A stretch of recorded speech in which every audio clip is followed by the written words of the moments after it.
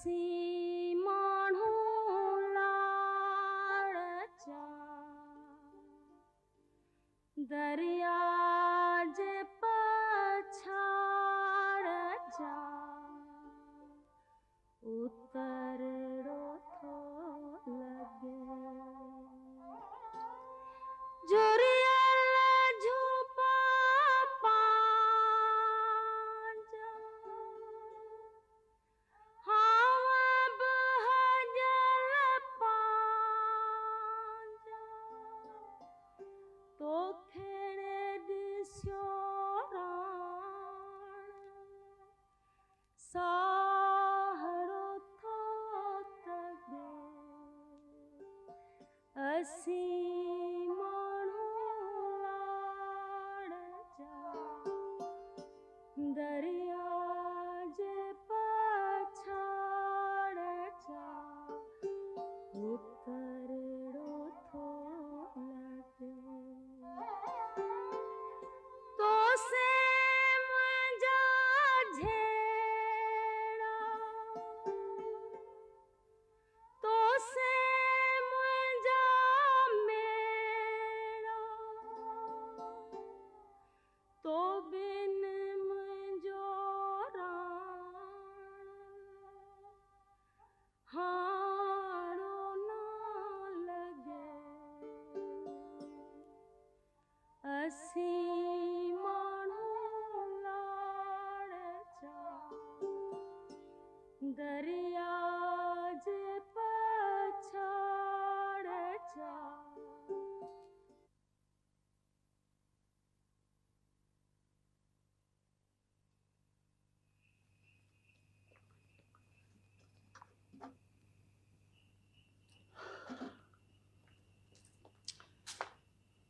ये मेरी झोपड़ी है, यही मेरी औताक है। यहां मैं अकेला रहता हूं। मेरे बीवी बच्चे थे, वो अल्लाह को प्यारे हो गए। किसी मुसाफिर को इस गांव में रात पड़ जाती है तो वो यहीं ठहरता है। लेकिन तूने अब तक अपना नाम नहीं बताया। नाम पूछ कर क्या करोगे? अरे बाबा, करूंगा तो कुछ भी नहीं, लेकिन नाम मालूम हो जाता। सावण मेरा नाम है। जात का कौन है? मच्छेरा। इस बस्ती में शायद तू पहली मर्तबा आया है। किससे मिलना है तुझको? क्यों? ये क्यों पूछा तुमने? मेरा मतलब है कि किसी ना किसी मकसद के तहत तो आया होगा ना तू। हाँ, एक जरूरी काम है। दो हाथ करने हैं किसी के साथ। दो हाथ? किससे भला? हर सवाल का जवाब नहीं है मेरे पास। ठीक है, कोई बात नहीं। मैंने तो बस ऐसे ही तुझसे पूछ लिया था। अब तू आराम कर, थक गया होगा, फिर सुबह बातें करेंगे। बहुत ज्यादा बातें करने का मुझको शौक नहीं है। अरे बाबा, किसी से नाराज होकर आया है क्या? तुमसे मतलब? बाबा, इस गांव में किसी को किसी से मतलब हो या ना हो, लेकिन एक दूसरे का दुख दर्द तो हर कोई मालूम करता है ना। आखिर यहां इंसान बसते हैं, ढोर डंगर तो नहीं बसते।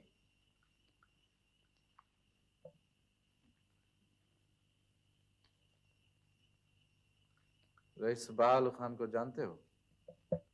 कौन? रईस बहाल खान का पूछ रहा हूं। रईस बावल खान तो? क्यों, क्या हुआ उसको? वो तो अपनी हवेली में पड़े रहते हैं।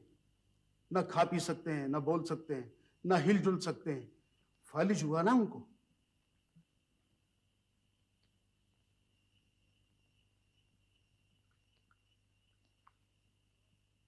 कब से? बहुत साल पहले, अभी जवानी थी उसकी।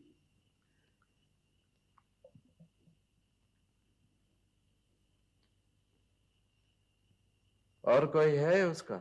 है क्यों नहीं, एक जवान बेटा है उसका, रईस मेहरान खान। बस समझो तलवार की तेज धार है वो। जिसका हाथ पड़ा वो कट गया।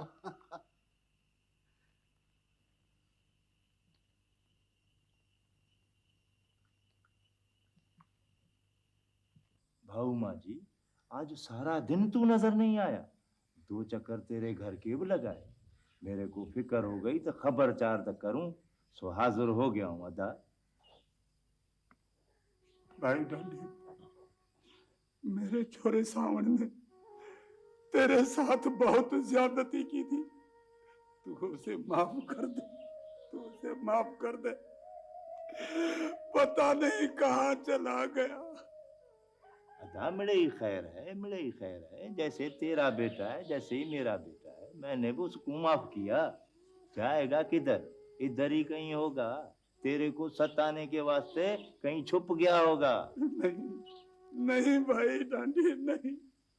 उसने मरी हुई माँ की कसम खाई थी। कहता था मैं पत्थर बांध कर दरिया में कूद जाऊंगा, तुझे मेरी लाश भी नहीं मिलेगी। नहीं चाचा नहीं, मैं उसे जानता हूँ, वो इतना बहादुर भी नहीं है। नहीं पुत्र नहीं, मैं उसे जानता हूँ। उसके अंदर में आग जल रही थी। मैं उसे जानता हूँ, मैं उसे जानता हूँ, मैं उसे जानता हूँ।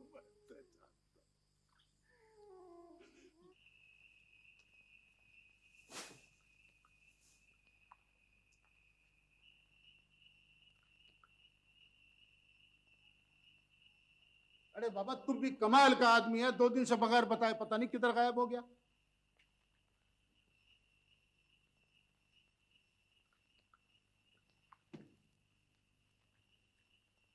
नींद नहीं आती है? क्या परेशानी है तेरे को?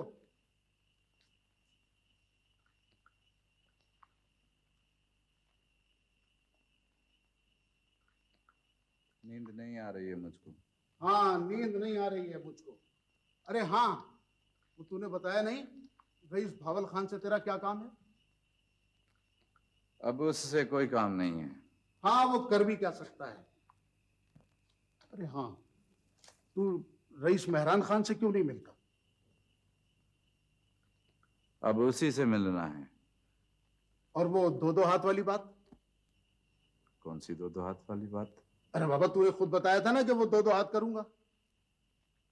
मुझे तो याद नहीं है। कमाल है, तेरे को याद नहीं है। चाचा, हाँ बाबा। मुझको मेहरान खान से मिलना है। तो इसमें मुश्किल बात क्या है? उताक पर सुबह चले जाना। कोई रोकेगा तो नहीं? अरे बाबा, तेरे को वहां पर कौन रोक सकता है? लेकिन वो क्या रोको क्यों गए? वो आदमी जरा टेढ़ा किस्म का है। लेकिन तू अपनी ये ऊट पटांग बात उसके सामने कुछ भी नहीं करना। अच्छा, मैं तेरे को ले चलूंगा रईस मेहरान खान से मिलाने के लिए।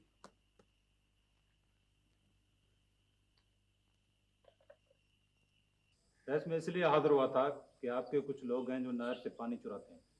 आप उन्हें समझा दे, बड़ी शिकायतें हुई हैं। अच्छा, मैं उन्हें समझा दूंगा सरवेर साहब, आप घबराएं नहीं। जी मेहरबानी। सुनाओ बड़े रोली बख्श, तुम्हारे बैलों का क्या हुआ? इसीलिए तो साईं हाजिर हुआ हूँ मैं। अली बख्श, तुम्हारे बैल जिन चोरों ने चुराए थे, उन्होंने अपने ही किसी चोर की शादी में तुम्हारे बैल काट खाए हैं। मगर मैंने छोड़ा नहीं उन्हें। नामाकुलों को मैंने कह दिया कि अली बख्श का हिसाब देना है। तो उनसे मैंने तुम्हारे लिए एक बकरी ली है। क्या एक बकरी सिर्फ? तुम तो जानते हो शिकारियों के घर में हड्डियों के सिवा और होता ही क्या है।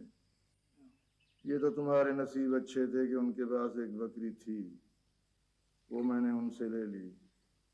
वो तुम्हारी अमानत है मेरे पास। यहाँ से जिस वक्त जाओ तो लेकर जाना। साईं बादशाही का खैर। सुनाओ जानू, कैसे आना हुआ? साईं, जिस आदमी के लिए मैंने गुजारिश की थी, उस आदमी को अपने साथ लेकर आया हूँ। कहाँ है वो? साईं, वो बाहर खड़ा हुआ है। हाँ तो लेकर आओ ना। हाजिर साईं।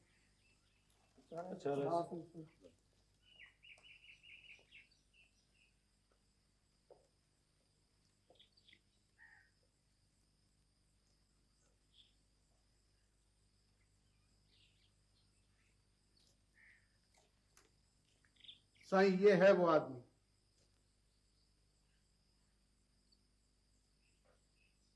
क्या नाम है तुम्हारा? सामन। जात के कौन हो?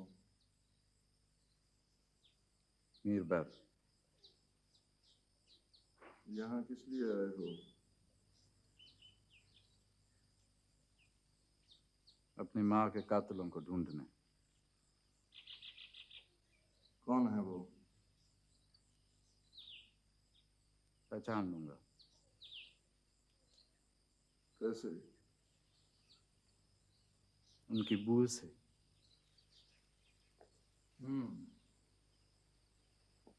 मुझे तुम जैसे आदमी की ही जरूरत है। मेरा आदमी बनकर रहोगे? बोलो, मेरा आदमी बनकर रहोगे?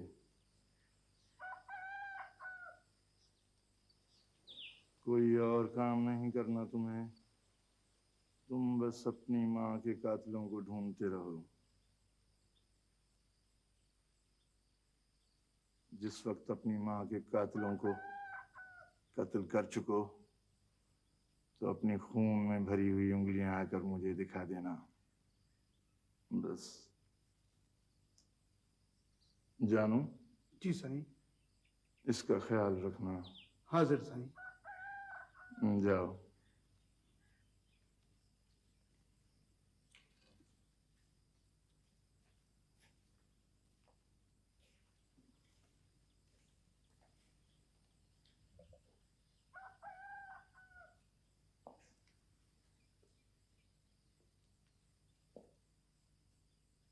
मीरू, जी साईं।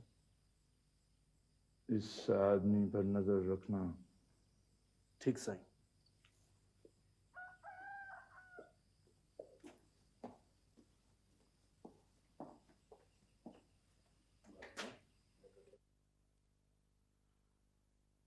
मैं तुम्हारे पास जब भी आता हूं सोचता हूं बात कहां से शुरू करूं।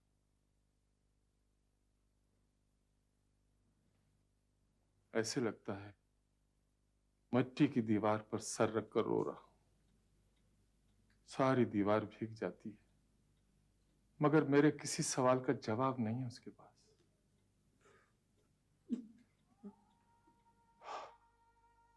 पता है, मेहरान खान तुम्हारी बेटी की शादी करा रहा है।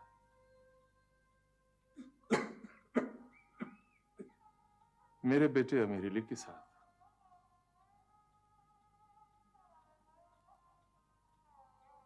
मेरा मतलब है मेहताब की बेटी। राबिल नाम बताया था शायद उसका।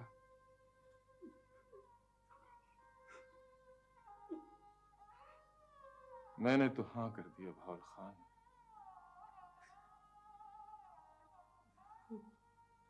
क्या करता, बात ही कुछ ऐसी थी। खानदान की इज्जत और वकार का मसला बन गया था। अभी तो तू जिंदा है, एक तरफ पड़ा है तो क्या हुआ?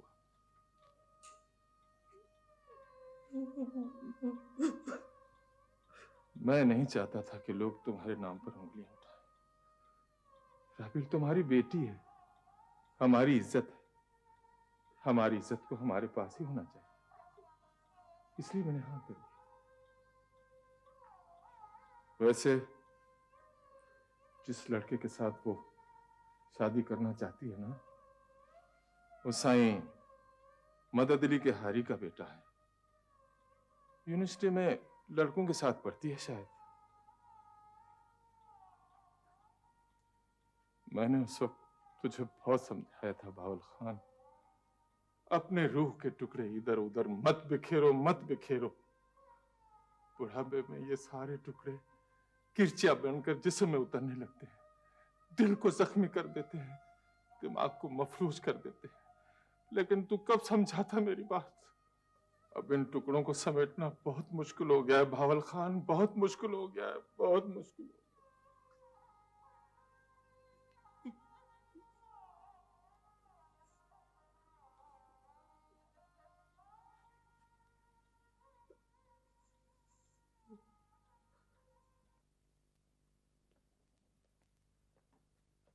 बाबा साईं, अरे अमीरली, तू आ गया? तुझे तो देखने को मेरी आंखें तरस गई थी। बाबा साईं, मैं तो आना चाहता था, लेकिन आप ही आने से मना कर देते हैं। ये 5-6 महीनों में कितना दुबला हो गया है तू। खाने को नहीं मिलता क्या? तबीयत तो ठीक है ना तुम्हारी?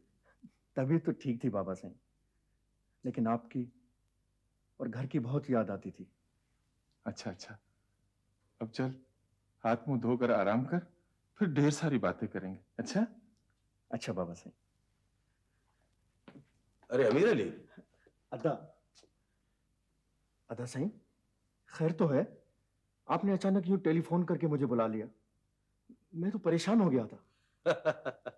सब खैर है, सब खैर है, फिक्र की कोई बात नहीं।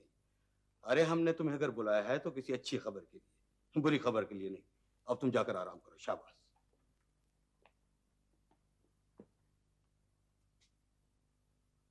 क्या सोच रहे हैं बाबा सिंह?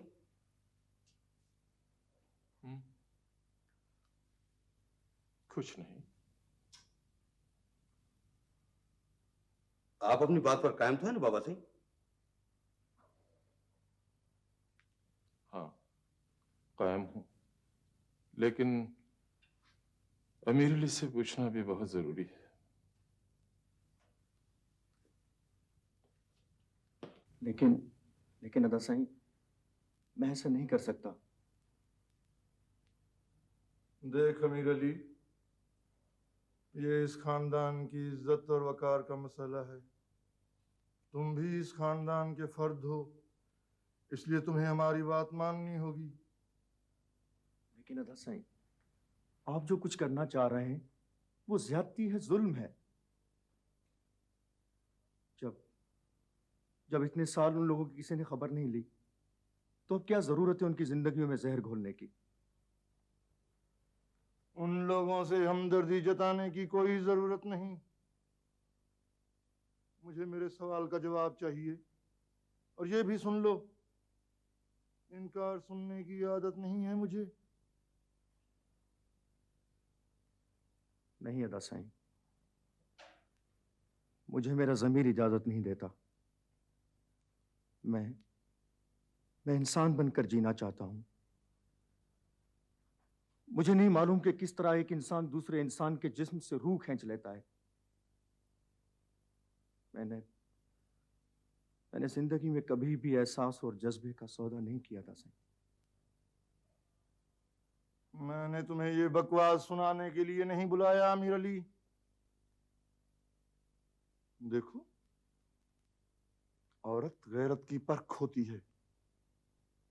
जो मर्द इस परख पर पूरा न उतरे, वो कोढ़ के मरीज की तरह होता है। वो कोढ़ के मरीज की तरह होता है जिसे एक कोने में मुंह लपेट कर पड़े रहने के अलावा जीने का और कोई हक नहीं होता।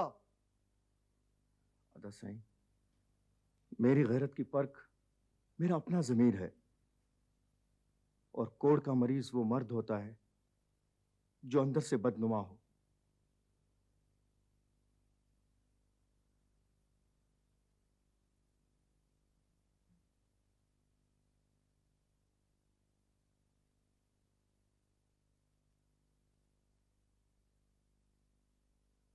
देख रहे इसकी दीदा दिलेरी।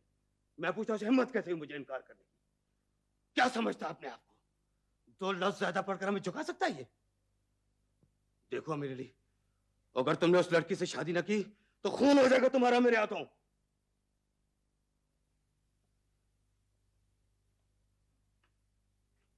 मैं मजबूर हूं अदा साईं। मैं औरों की रगों से खून खींचकर अपनी रगों में नहीं भर सकता। खून तो मैं तुम्हारी रगों से खींच कर दिखाऊंगा। होश में आओ लखमीर खान। अपने भाई पर पिस्तौल उठा रहा है, अपने खून में जहर भरेगा तू। अपने हाथों से अपना खून बहाना चाहता है। आप बीच में ना है बाबा साईं। देखो ये शादी से कैसे इनकार करता है। कैसे ना? क्यों मेरे सर से साया खींच लेना चाहता है तू? क्यों मुझे कड़ी धूप में जलाने पर तुला हुआ है तू? आपने इसका दिमाग खराब कर दिया बाबा साईं। आप भी नहीं चाहते कि उस लड़की से शादी करे, लेकिन आप मेरी बात सुन लीजिए। इसने अगर शादी न की तो मेरे जीते जी ये गांव में कदम नहीं रख सकता।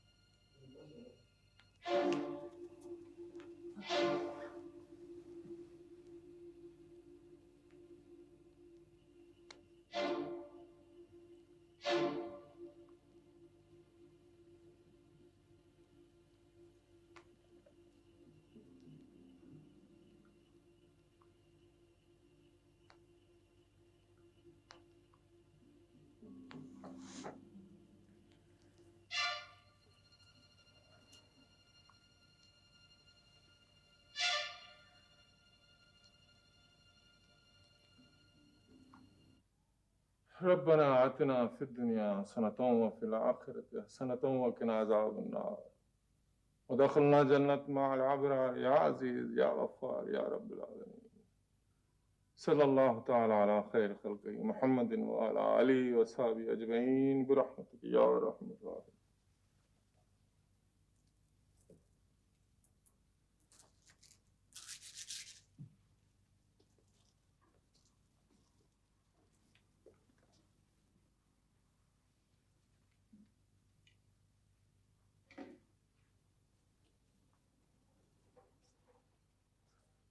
मेरे लिए बेटे जा रहे हो, एक आध दिन और रुक जाते।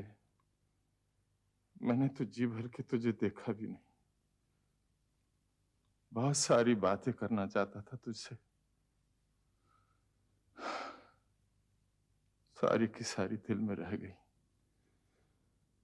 नहीं बाबा सही नहीं, अब मैं यहाँ एक लम्हा भी नहीं रुक सकता। मुझे यूं लग रहा है जैसे मेरी लाश पे लाखों गिद्ध हमला करने आ रहे हों।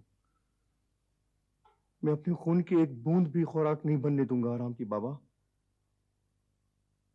मुझे मुझे खुद से बहुत प्यार है। खुद से बहुत प्यार है? इस बूढ़े बाप का कोई ख्याल नहीं? पता है क्या कुछ बर्दाश्त करता हूं तुम्हारी खातिर, किस तरह जिंदा हूं मैं तुम्हारे लिए। बाबा सही, आदमी खुद से प्यार करने लगे तो बदनुमा होने से बच जाता है। औरों से मोहब्बत का रास्ता यहीं से शुरू होता है। अरे इतनी बड़ी बड़ी बातें कहां से सीख गया तू? हाँ?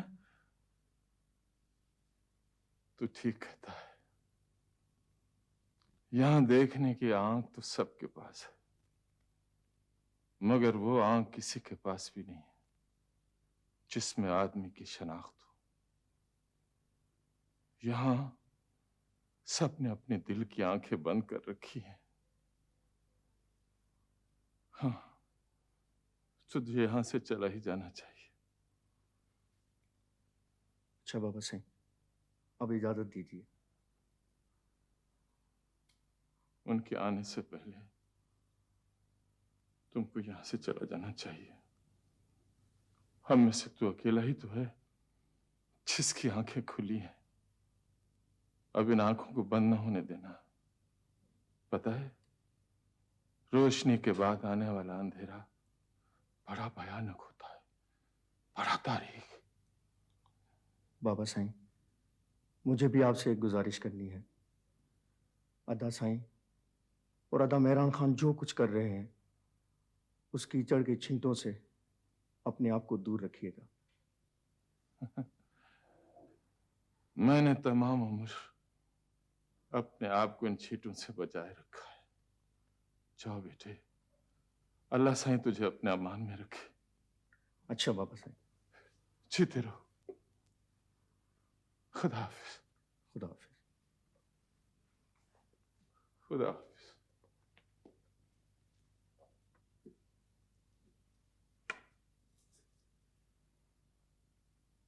आप शुरू ही से इस काम के खिलाफ थे।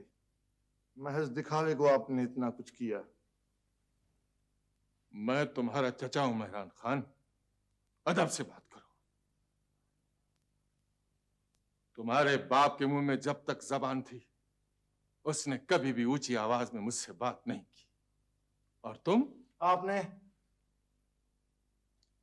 जाने क्यों दिया अमीर अली को? इसलिए कि वो जाना चाह रहा था, इसलिए कि उसके आंखों में मिट्टी नहीं थी भरी, इसलिए कि वो सब कुछ देख सकता था, समझ सकता था। आपने महज मुझे नीचा दिखाने के लिए सब कुछ किया है चाचा साईं, मुझे। लेकिन याद रखिए, मैंने आज तक हार नहीं मानी है और नहीं अब ऐसा होगा।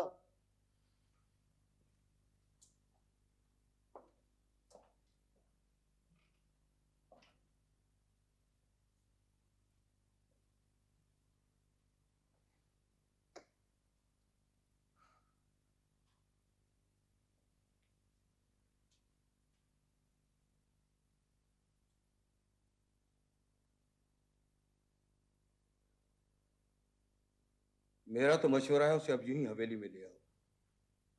इतनी ज्यादा देर अच्छी नहीं होती। नहीं, इतना कच्चा काम नहीं कर सकता मैं। सोचता हूँ एक बार फिर कराची जाकर अमीर अली से बात करूं। नहीं मानेगा वो, बाबा साईं ने उसका दिमाग खराब कर रखा है। उस दिन अगर बाबा साईं बीच में ना आते तो खून हो जाता उसका मेरे हाथों। तुम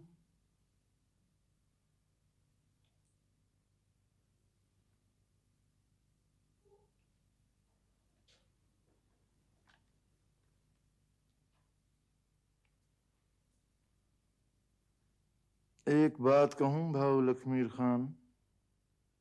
कहो। तुम दूसरी शादी क्यों नहीं कर लेते? एक बीवी ने कौन से सुख दिए हैं जो दूसरी कर लो। वैसे भी औरत की मौजूदगी, उसके आंसू और चौचले मेरी बर्दाश्त से बाहर होते हैं। फिर भी भाऊ, मर्द की जिंदगी एक होशमंद औरत और बेटे के बगैर समझो कि बंजर जमीन है। मेरी शादी को छोड़ो और तुम। नहीं, अब बात तुम्हारी शादी के मुतालिक ही करनी है। मैं समझा नहीं। मैं चाहता हूं कि तुम रावेल के साथ शादी करो। देखो नादा, एक तरफ खानदान की इज्जत और वकार का मसला है और दूसरी तरफ घर की मिल्कियत घर में रहेगी। तुम्हें भी तो बेटे की जरूरत है, बीवी की जरूरत है। कोई वाली वारिस नहीं चाहिए तुम्हें?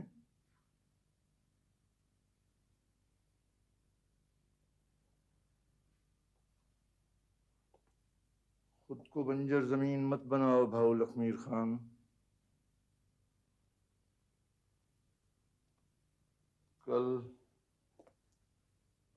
कल हर कोई सायादार दरख्त ढूंढकर उसके नीचे बैठेगा। कौन तुम्हें पूछने वाला होगा?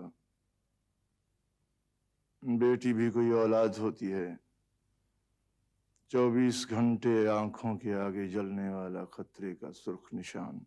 लेकिन नहीं, अब फैसला हो गया भाऊ लखमीर खान। रावेल के साथ तुम्हें शादी करनी होगी, अपनी खातिर, मेरी खातिर, इस खानदान और इस जायदाद की खातिर।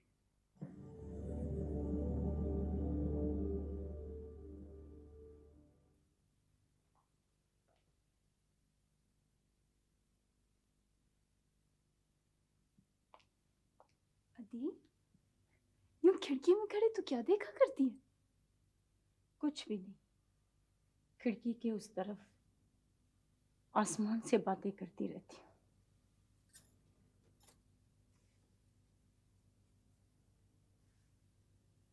दीवार के अलावा और है भी क्या? मेरी रूह इस दीवारों से सर टकराया करती है, बस यही देखती रहती हूँ। अदी, इससे तो अच्छा है आंगन में बैठकर आसमान को देख लिया करना। आसमान से किसी को उतरना होता तो आंगन में बैठकर आसमान ही देखा करती।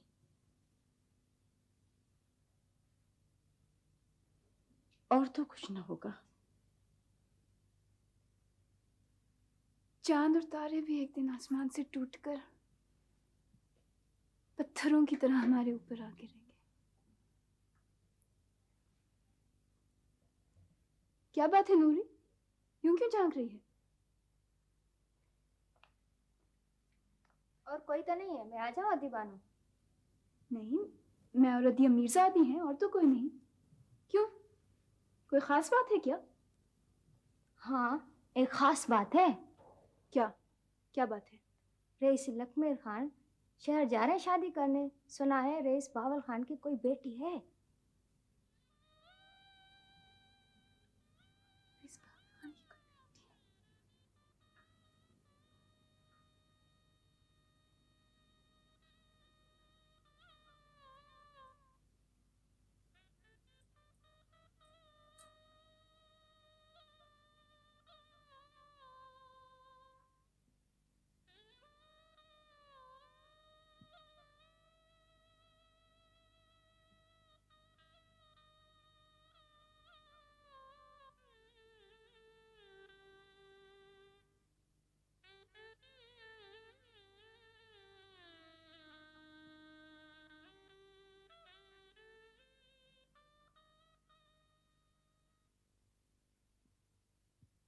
जिस गली के दरवाजे पर कफल पड़े हो वहां दस्तक देने ना निकलो। तुम्हारे हाथ जख्मी हो जाएंगे लेकिन कोई दरवाजा नहीं खुलेगा। मुझे यकीन है ये नॉवेल तुम्हारा हर रास्ता खोल देगा। ये वो दस्तक है जो आप बंद दरवाजों के कुफल उतार देती है। तुम नहीं समझती राबेल, ये नावल छापेगा कौन? इस सोसाइटी में आर्टिस्ट को स्टेटस पर परखा जाता है। दाद और तारुफ जो है वो हर आर्टिस्ट जो है वो अफोर्ड नहीं कर सकता। ये नॉवेल कितना पुराना ख्वाब है तुम्हारा। सीनू अपनी मायूसी की आग में मत फेंको। आर्टिस्ट को रद्द किए जाने का एक तपती धूप का मौसम जरूर आता है, लेकिन इसके बाद इसकी अपनी ज़ात का मौसम शुरू होता है। कि तुम अपनी ज़ात के मौसम का इंतजार नहीं करोगे सारंग?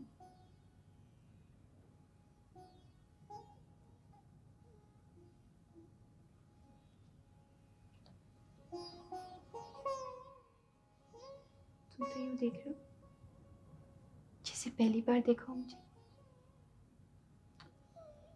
पहली बार जब देखा था तो इतनी मोहब्बत नहीं थी जितनी उसके बाद हर लम्हे होती रही।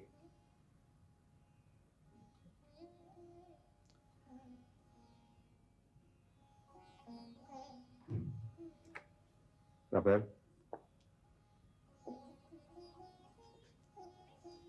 मैं शादी करना चाहता हूं तुमसे।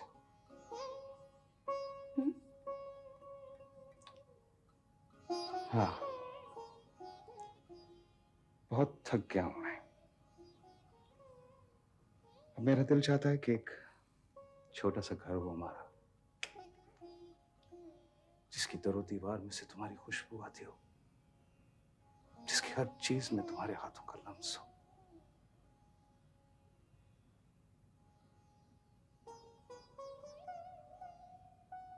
तुमने मेरी बात का जवाब नहीं दिया राबेल। आज थका देने वाले इंतजार के बाद तुम्हें कैसे याद आ गई?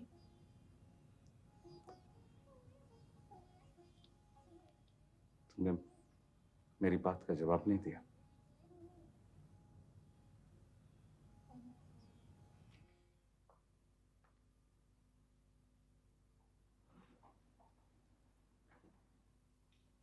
मेरी जात के साथ कोई भी सुख वाबस्ता नहीं है और इसीलिए मैंने बहुत चाहा कि अगर मैं राबेल को कोई सुख नहीं दे सकता तो फिर मुझे उससे शादी करने का भी कोई हक नहीं है।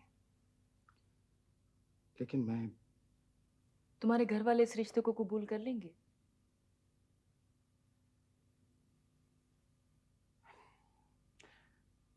इसके बारे में मैं यकीन से नहीं कह सकता। फिर क्या अपने घर को उनकी आंसू और नाराजगियों पर तामीर करोगे? हम अलहदा रह लेंगे। अलहदा रहने से क्या आदमी अलहदा हो जाता है? नहीं बेटे,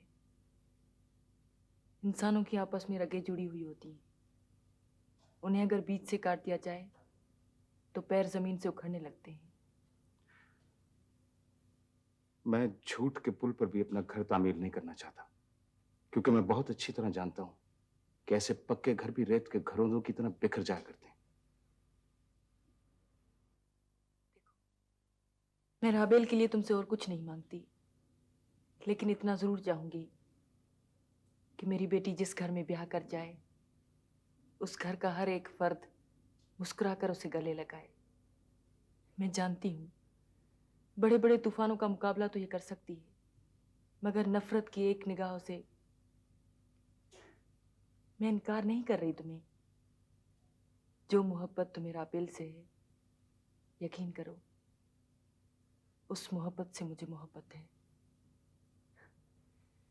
इंसान को जिंदगी में एक बार भरपूर मोहब्बत करनी चाहिए। उसके बाद की मोहब्बतें उसका साया तो बन सकती हैं, मगर हकीकत नहीं बन सकती। मैं इंतजार करूंगी जब तुम और राबेल कहोगे।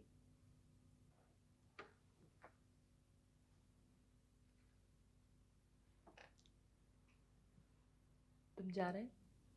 जी हाँ, मैं जा रहा हूँ और मैं पूरी कोशिश करूंगा कि इंतजार के किसी भी लम्हे में वापस आ जाऊं, वो एतबार और मोहब्बतें लेकर जो आप चाहती हैं। मेरे इंतजार को जिंदगी से भी तवील न बना देना। इस यकीन के साथ जाओ कि ये दर तुम पर हमेशा खुला रहेगा।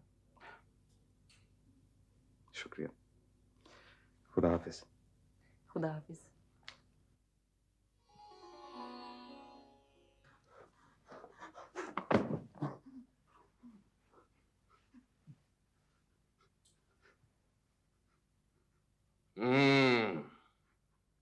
साईं, मैंने कुछ नहीं किया साईं। इस मीठे नूर की कसम साईं, मैंने कुछ नहीं कहा। साईं, झूठ बकता है ये। मैंने खुद होटल में बैठकर इसे आपकी और बड़े साईं की शान में गुस्ताखी करते सुना है। बहुत पर निकल आए हैं तुम लोगों के। नहीं सही नहीं, मैं बेगुनाह हूं साईं। मैंने कुछ नहीं कहा, कुछ नहीं कहा मैंने साईं।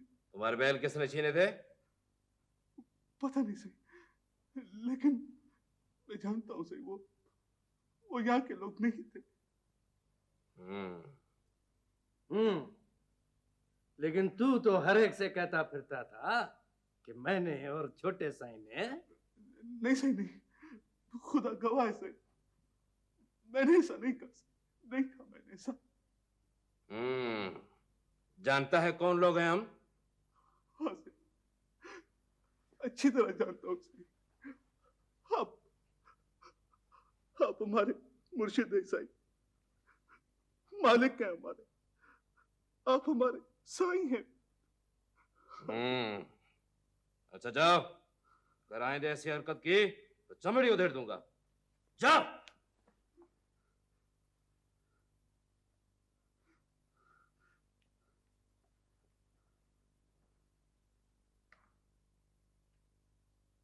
धनीबख्श। जी साईं। देख लिया अच्छी तरह इसको? हाँ साईं, देख लिया। समझ गया साईं, समझ गया। बिल्कुल ऐसा ही होगा, ऐसा ही होगा। अब मैं चलता हूँ साईं, अब मैं चलता हूँ।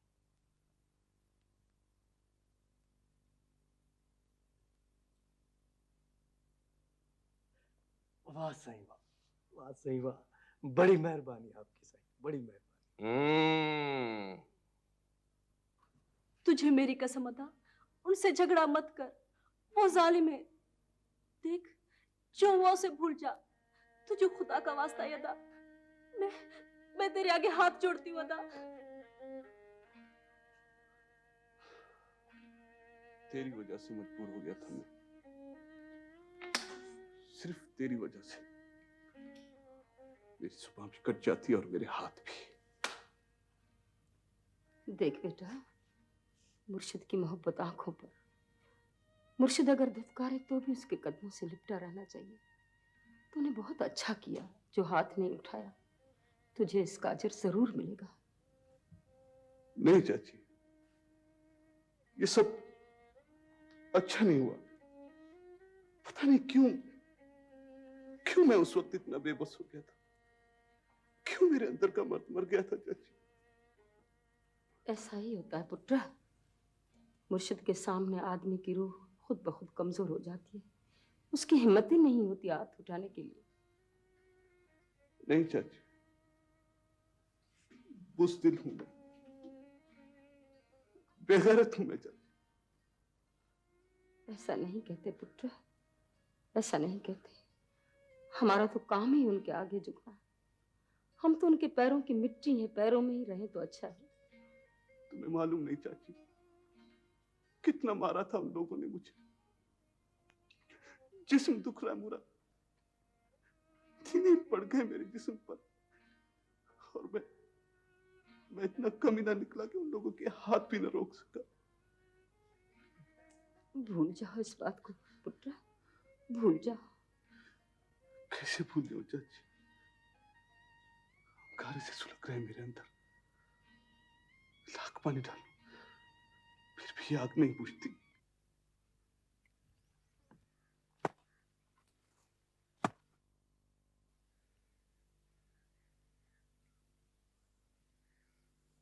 सुरई,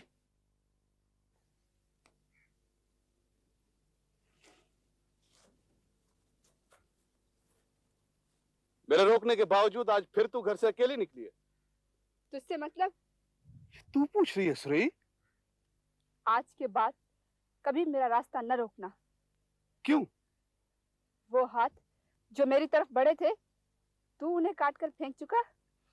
मैं जानता हूं कि तुम क्या कहना चाहती हो। नफरत है मुझे तुझसे। नहीं सुरई, नहीं, ऐसे न बोल सुरई। मैं आज के बाद कभी मेरे रास्ते में आने की कोशिश मत करना। मेरी मर्जी है कि मैं अंदर बैठूं या बाहर निकलूं। कौन कौन है? सुनो पुनल, मेरी बात सुनो। अंदर मत जाना।